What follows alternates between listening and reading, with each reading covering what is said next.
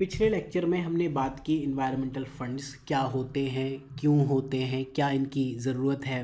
Developed और developing countries की जो इकोनॉमी वर्सेस इन्वायरमेंट की डिबेट है उस पर बात की।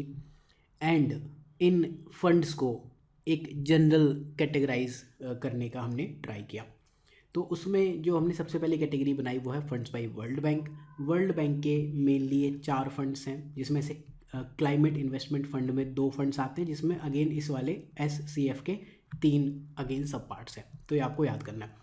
तो वर्ल्ड बैंक बेसिकली मिटिगेशन और एडेप्टेशन दोनों के लिए फंड्स प्रोवाइड करता है, प्लस ये डेवलप्ड और डेवलपिंग कंट्रीज दोनों के लिए देता है। ये वर्ड्स याद रखना, मिटिगेशन के लिए भी देता है, एडेप्टेशन के लिए भी देता है, डेवलप्ड के लिए भी देता है, डेवलपिंग के लिए भी देता है। कुछ फंड्स ऐसे हैं जो स्पेसिफिकली सिर्फ और सिर्फ डेवलपिंग कंट्रीज़ के लिए हैं, कुछ फंड्स ऐसे हैं जो सिर्फ और सिर्फ पुअर कंट्रीज़ के लिए है। बट वर्ल्ड बैंक आप जानते हो कि MDB है, मल्टीलेटरल डेवलपमेंट बैंक, MDB, या इंटरनेशनल फाइनेंस इंस्टीट्यूशन IFI, जो हमने IR में समझा था। तो बेसिकली ये ग्लोबल लेवल पर मनी देता है। अब मिटिगेशन और एडेप्टेशन क्या होता है, आपको होपफुली ये डिफरेंस पता होगा, बट फिर भी एक जनरल आइडिया देता हूँ। मिटिगेशन मतलब मिटिगेट, हिंदी में कहते हैं ना मिटाना, चीज़ को जड़ से ख़त्म कर देना, दैट इज़ मिटिगेशन। एडेप्टेशन मतलब आप किसी चीज़ को अडेप्ट कर रहे हो। इसका एक सिंपल एग्जांपल बताता हूँ आपको। जैसे गर्मी बहुत है, हाई गर्मी, ठीक, तो आप क्या करोगे? बहुत कम अगर आपको गर्मी लग रही है, थोड़ी सी ज़्यादा है, आप फ़ैन यूज़ करते हो। उससे थोड़ा सा ज़्यादा गर्मी होगा, आप कूलर यूज़ करते हो। उससे ज़्यादा हो गया तो आप AC यूज़ करते हो। ये बेसिकली आप अडेप्ट कर रहे हो इन्वायरमेंट से। आपने कोई एक सस्टेनेबल सॉल्यूशन नहीं ढूंढा। गर्मी तो है, इनफैक्ट आप क्या कर रहे हो, सपोज़ आपका जो रूम है, यहाँ आपने AC लगा दिया, ठीक है। अब AC की जो हीट है बाहर जा रही है, तो यहाँ टेम्परेचर डाउन हुआ, लेकिन आपने ग्लोबली टेम्परेचर राइज़ कर दिया। आपके AC चलाने से ग्लोबल वार्मिंग हो रही है। फ्रिज चलाने से, आपके फ्रिज के पीछे जाके खड़े होकर देखो, आपको समझ में आएगा मैं क्या कहना चाह रहा हूँ। मिटिगेशन क्या होता, आप एक इको फ्रेंडली घर बनाते, जहाँ पर आप प्रॉपर, चाहे वो थैच्ड स्ट्रक्चर्स यूज़ करते या फिर वो ग्रीन जो पर्दा होता है वो यूज़ करते, कुछ ऐसी चीज़ें यूज़ करते, बेसिकली इको फ्रेंडली सिस्टम बनाते, और गर्मी अपने आप कम हो जाती, राइट। तो उसे हम कहते हैं मिटिगेशन, ठीक है। फॉर एग्जांपल जैसे टॉप फ्लोर है, कोई 4-5 मंजिला बिल्डिंग है, सबसे ऊपर वाले फ्लोर पर हीट ज़्यादा होती है, सेकंड या थर्ड फ्लोर पर हीट कम होती है, राइट। तो ये बेसिकली मिटिगेशन के तरीके हैं कि जब आप इस तरह का कोई मल्टी स्टोरी बिल्डिंग बनाओ तो टॉप फ्लोर को आप गार्डनिंग वगैरह के लिए रख लो। कई चीज़ें हो सकती हैं, कुछ एग्जांपल्स हैं, ये आप देख लेना। मिटिगेशन एडेप्टेशन के ऊपर ये लेक्चर है भी नहीं। बेसिकली जब हमने फंड्स की बात की थी, सबसे पहले ये इमेज देखी, पैसे के बिना इन्वायरमेंट मैनेज करना तो इम्पॉसिबल है। फिर हमने बात की थी कि ये अलग अलग फंड्स क्या हैं, जिसमें वर्ल्ड बैंक यहाँ आता है, जिसमें आप कार्बन फाइनेंस के लिए देख रहे हो PMR, यानी कि partnership for market readiness, and bio carbon fund, ये 2 चीज़ें आ रही हैं। देन इसके बाद एक forest FCPF, forest carbon partnership fund, ये आता है। इसके बाद आते हैं CIF, यानी कि क्लाइमेट इन्वेस्टमेंट फंड्स। CIF में आता है CTF and SCF, clean technology fund and strategic climate fund. SACF में आते हैं FIP, SREP एंड PPCR। ये बेसिकली हमें वर्ल्ड बैंक में पढ़ना है। ये जो लेक्चर है अगर आप देखो तो बेसिकली इन्वायरमेंट की इस लेक्चर सीरीज़ का पार्ट है। एंड सिनॉप्सिस की वेबसाइट पे देखना, पर्टिकुलरली जो ये कोर्स है ये आपको 2020 50-50 सीरीज़ PT और प्रीलिम्स क्लासरूम में मिलेगा। अपार्ट फ्रॉम दैट ऑप्शनल्स के लिए भी ये एक कोर्स है। फंड्स में पढ़ना क्या होता है उसके लिए हम इस कोर्स की एक बार डिटेल देख लेते हैं। यहाँ जहाँ टॉपिक लिस्ट की हमने बात की हुई है, इन्वायरमेंट में टॉपिक लिस्ट में देखो जो इन्वायरमेंटल फंड्स हैं, कौन देता है, इंडिया मेंबर है या नहीं। इन्वायरमेंट फंड्स में इंडिया ऑलमोस्ट सबका मेंबर आपको दिखेगा, जो भी मेजर है। किसके लिए है, ऑब्जेक्टिव क्या है, जैसे ये फंड, ठीक है, किसके लिए, मतलब डेवलपिंग कंट्रीज़ के लिए है या LDC के लिए है या इकोनॉमीज़ इन ट्रांजिशन, किसके लिए। ऑब्जेक्टिव मिटिगेशन है, एडेप्टेशन है, लैंड से कार्बन कम करना है या कार्बन को रिड्यूस करना है, राइट, या डिफॉरेस्टेशन, तो किसके लिए फंड है। बेसिकली 4-5 चीज़ें आपको देखनी, एंड मेजर अगर कोई स्ट्रक्चर में आती है कोई चीज़ तो आप देखोगे, ठीक है। वर्ल्ड बैंक का हम सबसे पहले देखते हैं क्लाइमेट इन्वेस्टमेंट फंड्स। तो ये बेसिकली मल्टीलेटरल फंड्स हैं जो कि फाइनेंस और स्केल करने के लिए पैसा देते हैं, फाइनेंस करते हैं और क्लाइमेट पायलट प्रोजेक्ट को स्केल करते हैं। पायलट प्रोजेक्ट क्या होते हैं, वैसे आप ये समझो, पायलट प्रोजेक्ट की बात बहुत बार आएगी, नीचे भी आएगी। पायलट प्रोजेक्ट क्या होता है, फॉर एग्जांपल मुझे एक इंडस्ट्री लगानी है। इंडस्ट्री कैसे लगती है, इंडस्ट्री लगती है लैब से। सबसे पहले लैब में आप एक आइडिया लाओगे, टेस्टिंग करोगे कि हाँ ये चीज़ हो सकती है, राइट। लैब से आप बनाओगे एक पायलट प्रोजेक्ट या फिर डिमॉन्स्ट्रेशन फैसिलिटी, डिमॉन्स्ट्रेशन प्लांट, जहाँ पे एक छोटा सा प्लांट लगाओगे, ठीक है। उसके बाद आप इसी प्रोजेक्ट की करोगे स्केलिंग अप, बड़ा प्रोजेक्ट बनाओगे, ठीक। तो इसको बेसिकली कहते हैं स्केल अप करना and pilot project. Pilot project क्या होते हैं, राइट? लैब और इंडस्ट्री के बीच का जो प्रोजेक्ट होता है उसे हम कहते हैं पायलट प्रोजेक्ट, ठीक। डेवलपिंग कंट्रीज़ के लिए होता है। G8 और G20 की रिकमेंडेशन पर 2008 में इस्टेब्लिश था। आई डोंट थिंक कि ये पूछेगा कि किसने रिकमेंड किया था, फिर भी ठीक है। फोकस एरियाज़ क्या हैं? जलवायु परिवर्तन, लो कार्बन इकोनॉमी की तरफ जाना है। जितने भी क्लाइमेट फंड्स हैं कहीं ना कहीं कार्बन तो कम करना ही चाह रहे हैं। तो इसमें आप कंट्रीब्यूशन देखोगे, 14 डोनर कंट्रीज़ का कंट्रीब्यूशन है, 350 से ज़्यादा प्रोजेक्ट्स फंड करता है। Low and middle income countries, basically ये सब कहाँ है? डेवलपिंग या पुअर कंट्रीज़ में आ रहे हैं, राइट। एंड जो इसका इम्प्लीमेंटेशन है बेसिकली किस चीज़ के लिए करता है? कुछ गैप है, उस गैप को ब्रिज करना है। गैप कहाँ था? फाइनेंसिंग गैप और लर्निंग गैप। कहाँ पर? आज की जो इंटरनेशनल क्लाइमेट चेंज एग्रीमेंट है, ठीक है, और अगला जो एग्रीमेंट है, उनके बीच में आप समझोगे कि क्या फाइनेंसिंग गैप है, क्या लर्निंग गैप है, क्या क्या चीज़ें कमी रह गई। वहाँ पर जो कमी रह जाती है, फॉर एग्जांपल COP 27 में जो कमी रह गई होगी, एंड आप उम्मीद कर रहे हो कि कभी COP 28 या COP 32 में हो जाएगा, तब से तब तक जो आपकी फाइनेंसिंग और लर्निंग गैप है उसको कंप्लीट करने के लिए क्लाइमेट इन्वेस्टमेंट फंड आता है, ठीक है। पायलट प्रोजेक्ट आप बनाओगे, बाद में चीज़ें इंप्रूव होंगी। लेकिन अब इसमें एक चीज़ और है, एक क्लॉज है कि इस फंड की जो एक्टिविटीज़ हैं ये इंश्योर किया जाता है कि इस फंड की एक्टिविटीज़ आने वाले UNFCCC के जो नेगोशिएशंस हैं उनको प्रिजुडाइज ना करें, उन पर प्रतिकूल प्रभाव ना डालें। ये क्लियर बात है। ऐसा नहीं कि वर्ल्ड बैंक तो फंड कर ही रहा है, फिर UNFCCC में क्यों बात करनी। तो उसको हम कहते हैं एक सनसेट क्लॉज। सनसेट मतलब, सनसेट क्या होता है? यह सनराइज है, सनसेट है। सनसेट मतलब इस डेट तक हम ये काम करेंगे, उसके बाद ये नहीं करेंगे, बेसिकली उसको हम सनसेट क्लॉज कहते हैं। अब क्लीन इन्वेस्टमेंट फंड ने एक ये प्री के लिए इफेक्ट है, आप याद कर सकते हो। बादला,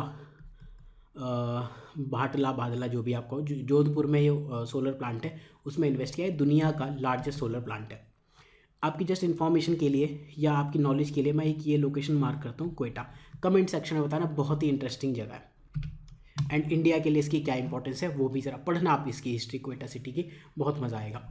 अब इसमें CIF में 2 फंड्स हैं, जैसे कि हमने बात की, एक है clean technology fund, right, and दूसरा है आपका स्ट्रेटजिक क्लाइमेट फंड। तो क्लीन टेक्नोलॉजी क्या है? बेसिकली क्लीन टेक्नोलॉजी के लिए फंड करता होगा। क्लीन टेक्नोलॉजी को जो फंड करता है उसे हम कहते हैं clean technology fund. Developing countries में दे रहा है, विकासशील देशों में। मिटिगेशन जनरल, मिटिगेट करने के लिए दे रहा है बेसिकली, ठीक है, एडेप्टेशन के लिए नहीं, ये मिटिगेशन के लिए फंड, ये याद रखना, ये ध्यान रखना कि कौन सा मिटिगेशन के लिए, कौन सा एडेप्टेशन के लिए। लो कार्बन टेक्नोलॉजी के लिए, ठीक है, low carbon technology, clean technology, एक ही बात आप समझ लो। पैसा वर्ल्ड बैंक डायरेक्ट नहीं देता है, कुछ मल्टीलेटरल डेवलपमेंट बैंक्स के थ्रू चैनल करता है, ADB AIB। जो हमने ऊपर ये फिगर देखी थी इन्वायरमेंटल फंड्स में, यहाँ आप देखो कि पैसा MDB बहुत सारे हैं, ठीक है, इनके थ्रू पैसा फंड होके या चैनल होके या राउट होके जाता है, ठीक है। Strategic climate fund, strategic climate fund आपको अलग से पढ़ना है, प्लस इसके अंदर के जो 3 प्रोग्राम हैं वो भी पढ़ने हैं। तो SCF क्या करता है? लो इनकम कंट्रीज़ के लिए, राइट। ऊपर वाला किसके लिए था? बेसिकली डेवलपिंग कंट्रीज़ के लिए। डेवलप, ये चीज़ ध्यान रखना, किसके लिए फंड है। अभी हमने क्या बात की थी, 20-20-50-50 सीरीज़ की जो टॉपिक लिस्ट देखी थी, किसके लिए? फॉर होम, ऑब्जेक्टिव क्या है। हाँ, ऐसा नहीं है कि ये इनको ही फंड करेगा, दूसरों को भी कर सकता है। ऐसा नहीं कि सिर्फ डेवलपिंग कंट्रीज़ के लिए होगा। क्लीन टेक्नोलॉजी, बेसिकली ये माना जाता है, टेक्नोलॉजी किसको चाहिए? गरीब को नहीं चाहिए टेक्नोलॉजी, उसको तो बिल्कुल ही नहीं चाहिए। डेवलप्ड कंट्रीज़ के पास टेक्नोलॉजी है, मार्केट कहाँ मिला? Developing countries. तो कहीं ना कहीं आप ये देखोगे एक नेगेटिव साइड जो इन्वायरमेंटल फंड्स की है, कहीं ना कहीं इकोनॉमिक इम्पीरियलिज्म को बढ़ावा दे रही है, ठीक है। एक ज़बरदस्ती एक चीज़ को इन्फोर्स किया जा रहा है कि नहीं आपको ये ख़रीदना है। ये चीज़, ये डिबेट्स आप पढ़ना। हिंदू वाले तो खैर रोते रहते हैं, the Hindu, not Hindu religion, तो द हिंदू वाले बहुत ज़्यादा कहते हैं कि ये बस क्या ही बोलूँ मैं। स्ट्रेटजिक क्लाइमेट फंड क्या है? क्लाइमेट को स्ट्रेटजिकली जो ट्रीट कर रहे हैं, जो डील कर रहे हैं, उन टेक्नोलॉजी में या उन चीज़ों में फंड करना। लो इनकम कंट्रीज़ के लिए एनर्जी एक्सेस देना है, रिन्यूएबल एनर्जी के through, new economic opportunities. Basically strategic planning के वे में कर रहे हो आप, जिनके पास अभी पैसा वैसा नहीं है, आप उनको न्यू चीज़ एक्सप्लोर कर रहे हो कि आप यहाँ पे अपना मार्केट एक्सपेंड कर पाओगे, नहीं कर पाओगे, रिन्यूएबल एनर्जी यूज़ कर पाएंगे, नहीं कर पाएंगे। तो इसमें 3 प्रोग्राम है, एक FIP, PPCR और SREP। एक एक करके समझते हैं। PPCR समझते हैं। PPCR अगेन पायलट की बात आ गई ना, pilot program for climate resilience. Pilot program का मतलब क्या है? हमने वही लैब में कोई चीज़ टेस्ट की, उसको पायलट प्रोजेक्ट बनाया और इंडस्ट्री मतलब अब फाइनली मार्केट रेडी बनाने के लिए ये प्रोग्राम है। इन्होंने क्या करना है, पायलट करेंगे, डिमॉन्स्ट्रेट, एक ही चीज़ होती है, पायलट प्लांट या डिमॉन्स्ट्रेशन फैसिलिटी, ये एक ही चीज़ है। ये प्रैक्टिकल वेज बताते हैं कि कैसे आप क्लाइमेट रेजिलियंस यानी कि जलवायु लचीलापन के जो तरीके हैं उनको कोर डेवलपमेंट प्लानिंग और बजटिंग में इंटीग्रेट करा सकते हो। मैंने कह दिया कि क्लाइमेट रेजिलियंस के लिए आप एक टेक्नोलॉजी ये डब्बा लगा लो, ठीक है। अब उस चीज़ को आप अपनी कोर डेवलपमेंट प्लानिंग में कैसे लाओगे कि जो इंदिरा गांधी आवास योजना है या प्रधानमंत्री की जो आवास योजना है, इसमें कैसे ये डब्बा लग जाएगा, राइट।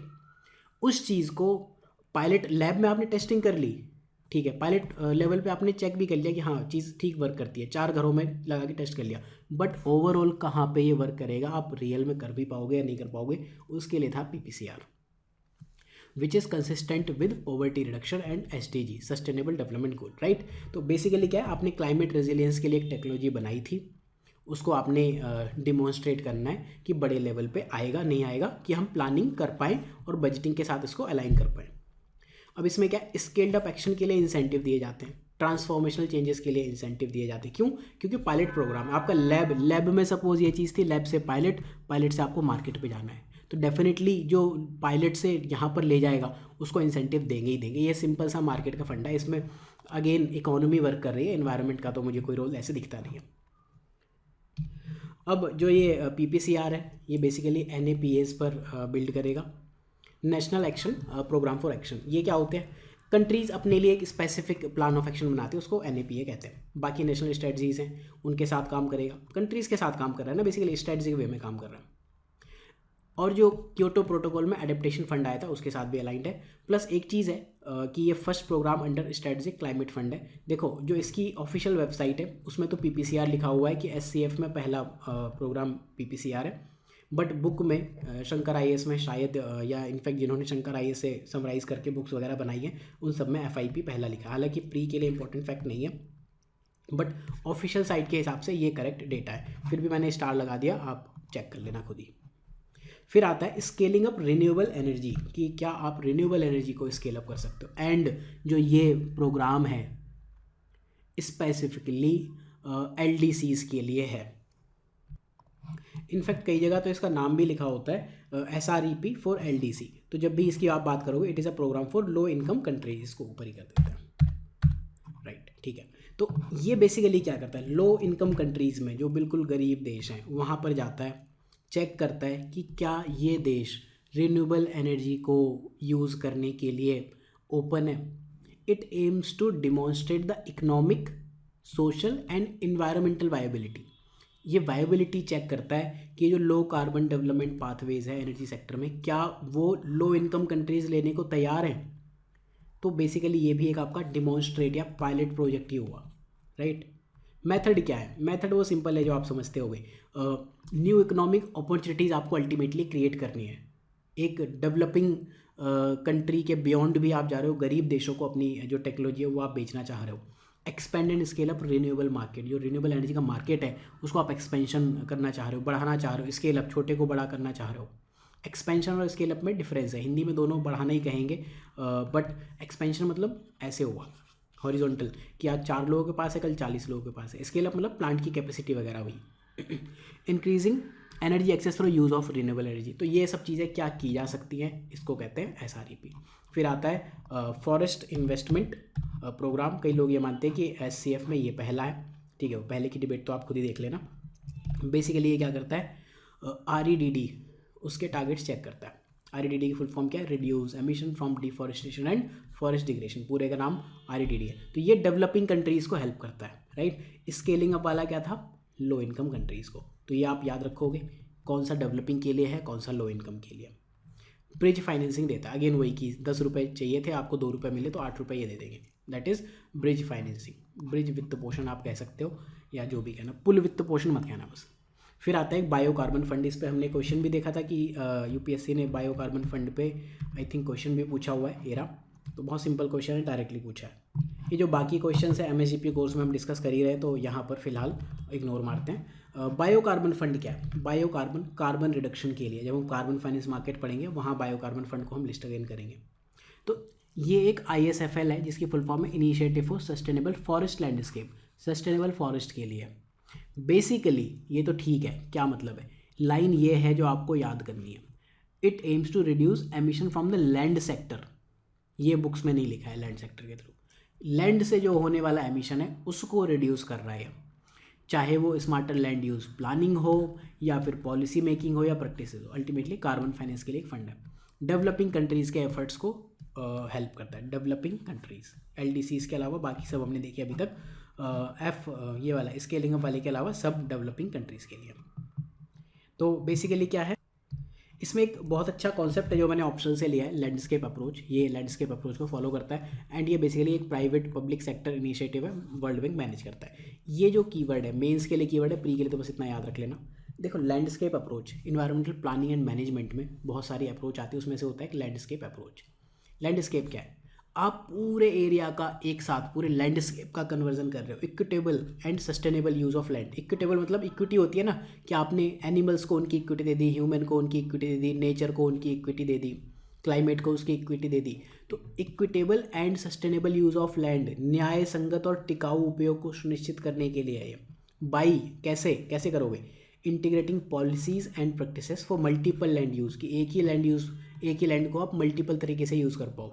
वाइल कैसे, strengthening measure to mitigate and adapt the climate change. मतलब आप अल्टीमेटली क्लाइमेट चेंज को मिटिगेट भी करना है एंड एडेप्ट, दोनों चीज़ें करनी। इसको एक ब्रॉड अप्रोच है, ये एक ब्रॉड फ्रेमवर्क है लैंडस्केप अप्रोच, राइट। ISFL के 4 मेजर पिलर्स हैं, ये आप पढ़ लो। मेंस के लिए बहुत अच्छे कीवर्ड्स हैं, इस तरह की चीज़ें मेंस के लिए याद रखो, प्री में नहीं पूछेगा, प्री में तो सब सही होता है। इंटीग्रेटेड लैंड यूज़ जो एक्टिविटीज़ हैं, ये मेंस के लिए आप एक फिगर है, ये आप ठीक है इसको बनाना सीख लो, सिंपल अच्छा फिगर है, अच्छे पॉइंटर्स हैं। फिर आता है forest carbon partnership facility, FCPF। इस पर भी क्वेश्चन पूछा है, पहले समझते हैं फिर क्वेश्चन सॉल्व करेंगे। तो बेसिकली क्या, वर्ल्ड बैंक का मल्टी डोनर फंड है, government and non government entities का, प्राइवेट कंपनीज भी आती है। ये बेसिकली REDD+ के लिए काम करता है। REDD और REDD+ एक अलग लेक्चर में हम देखेंगे, फिलहाल REDD में ये आता है। और प्लस जो वर्ड है ये प्लस का मतलब ये सस्टेनेबिलिटी की तरफ बात करता है, enhance and conserve forest carbon stock and sustainably managing the forest, ये REDD+ है। तो ये डेवलपिंग कंट्रीज़ के लिए है, right. It aims to assist developing countries for REDD+, ठीक है। अगला पॉइंट क्या है कि ये 2 सेपरेट फंडिंग मैकेनिज्म हैं इसमें, एक है रेडीनेस फंड, एक है कार्बन फंड। रेडीनेस फंड एक फ्यूचर के लिए है, फ्यूचरिस्टिक फंड है कि क्या आप रेडी हो, कल के दिन ये करके दिखाओगे। कार्बन फंड क्या है, ये जो आपका प्रूवन फंड है, जो आपने ऑलरेडी चीज़ कर दी, ठीक है।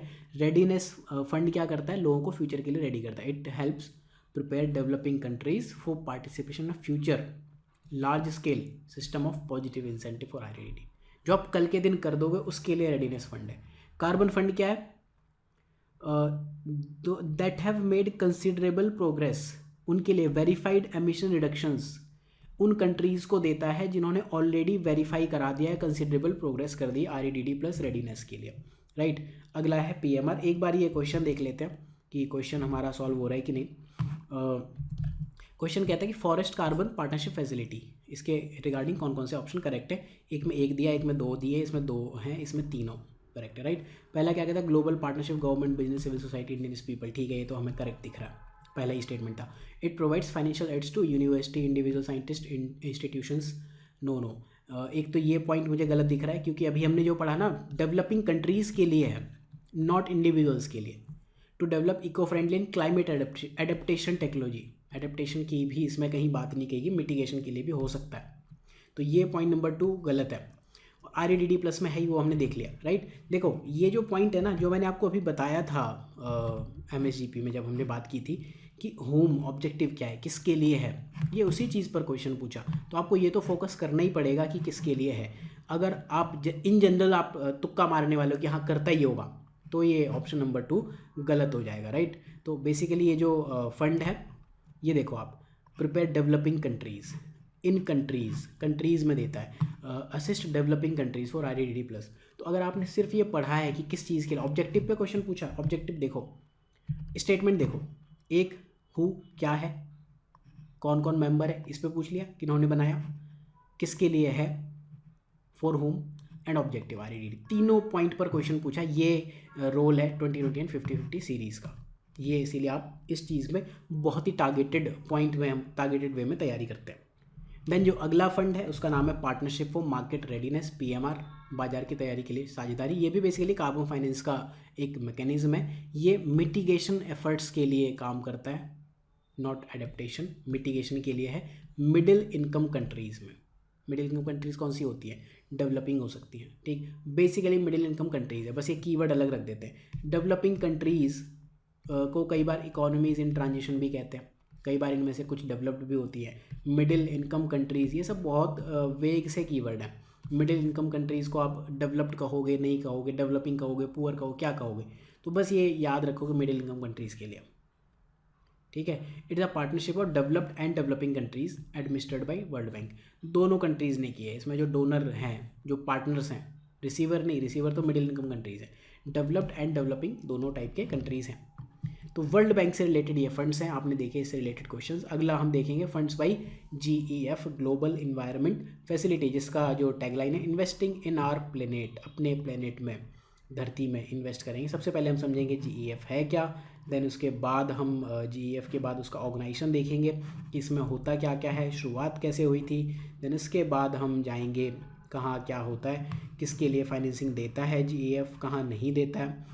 ट्रस्ट फंड की बात करेंगे, then GEF climate adaptation funds में दो आते हैं, special climate change fund, then less developed countries fund, then small grants program इसका क्या है, देन एक ये जो स्ट्रेटेजिक प्रायोरिटी ऑन एडेप्टेशन जो कभी बनाई गई थी और जब बंद हो गई है, ठीक है। इस लेक्चर में इतना ही, मिलते हैं अगले लेक्चर में, तब तक के लिए ध्यान रखिए, पढ़ते रहिए। और ये जो सीरीज़ है देखो, है इन्वायरमेंट की, बट ये जो फाइल है मैंने डिफरेंट बनाई, इन्वायरमेंट टुडे, पर्यावरण आजकल, कंटेम्प्रेरी इन्वायरमेंट है बेसिकली है, राइट, जो आजकल आप न्यूज़ में पढ़ते हो लगातार, वो चीज़ रहेगी और बहुत ज़्यादा इंपॉर्टेंट है। हर टॉपिक से ऑलमोस्ट हर साल क्वेश्चंस आते हैं, ठीक है। तो मिलते हैं नेक्स्ट लेक्चर में, तब तक के लिए ध्यान रखिए और पढ़ते रहिए।